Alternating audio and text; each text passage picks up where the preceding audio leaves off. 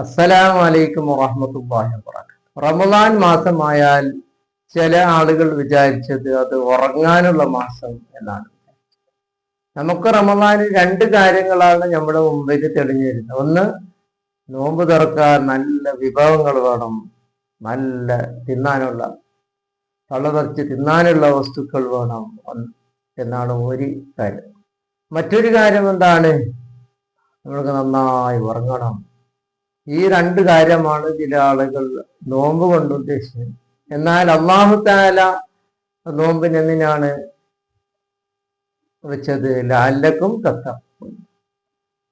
അല്ലാഹു തആല വെച്ചത് എന്ത്?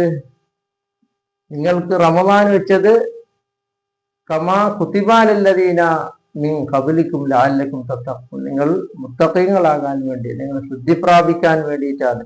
അപ്പൊ റമദാനിൽ ഒരുപാട് നമ്മളെ ഹൃദയത്തിനെ ശുദ്ധിയാക്കുന്ന കാര്യങ്ങൾ ഉണ്ടാകും. അതെന്താണ്?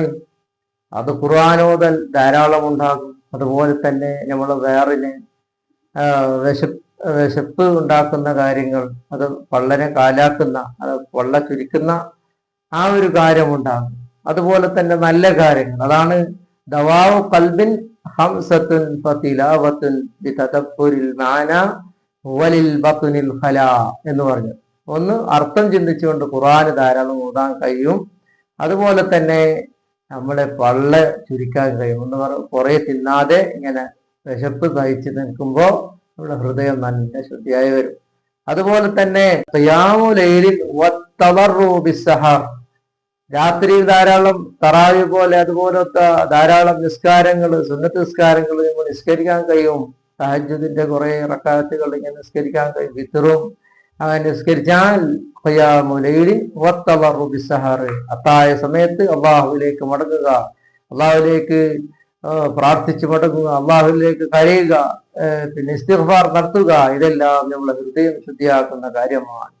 അതുപോലെ തന്നെ മുജാലസാത്തു സ്വാലിഹീനൽ ഫുളല, നല്ല നല്ല ആളുകളുമായി കൂടിക്കഴിയുക എന്നുള്ളതാണ് നമ്മളെ ഹൃദയം ശുദ്ധിയാക്കാനുള്ള 5 വിഷയങ്ങൾ മരുന്നായിട്ട് മഹാന്മാർ പഠിപ്പിച്ചിട്ടുള്ളത്. അങ്ങനെയുള്ള എല്ലാം നമുക്ക് കിട്ടുന്ന, യോജിച്ച് കിട്ടുന്ന ഒരു മാസമാണ് റമദാൻ മാസം. അപ്പോൾ റമദാൻ മാസത്തിനെ നാം അതിനു വേണ്ടി, നമ്മളെ ഹൃദയം ശുദ്ധിയാക്കാൻ വേണ്ടി നമ്മൾ ഉപയോഗപ്പെടുത്തണം. അള്ളാഹു തൗഫീഖ് ചെയ്യുമാറാകട്ടെ. അള്ളാഹു പറഞ്ഞില്ല, ലാ യൻഫഉ മാലും വലാ ബനൂൻ ഇല്ലാ മൻ അത്തല്ലാഹ ബിഖൽബിൻ സലീം, ശുദ്ധമായ സലീമായ ഹൃദയം കൊണ്ട് അള്ളാഹുവിനെ സമീപിച്ചവനിക്കല്ലാതെ ഒന്നും ഉപകരിക്കുന്നതല്ല. ലാ യൻഫഉ മാലുൻ വലാ ബനൂൻ, അവന്റെ കുടുംബമോ അവന്റെ മക്കളോ അവന്റെ സമ്പത്തോ അവനക്ക് ഉപകരിക്കുന്നതല്ല. ഇല്ലാ മൻ അത്തല്ലാഹ ബിഖൽബിൻ സലീം, ക്ലിയറായ ഹൃദയം കൊണ്ട് അള്ളാഹുവിനെ സമീപിച്ചവർക്കല്ലാതെ രക്ഷയില്ല എന്നതാണ്.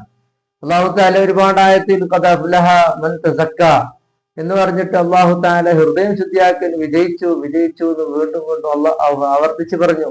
നിസ്കാരത്തിന്റെ കാര്യം പറയുമ്പോൾ ഖദ് അഫ്ലഹൽ മുഅ്മിനൂന അല്ലദീന ഹും ഫീ സ്വലാത്തിഹിം ഖാശിഊൻ, അത് ഹൃദയത്തിന്റെ ആ വെളിച്ചം കൊണ്ടാണ്, ഹൃദയത്തിന്റെ ശുദ്ധി കൊണ്ടാണ് ഒരാൾക്ക് നിസ്കാരത്തിന്റെ ആ ഒരു രസം കിട്ടുന്ന, അതിന്റെ ഭക്തി കിട്ടുക. അല്ലാത്തവനിക്ക് അത് പ്രയാസമാകും എന്ന് അള്ളാഹു തആല പറഞ്ഞിട്ടുണ്ട്.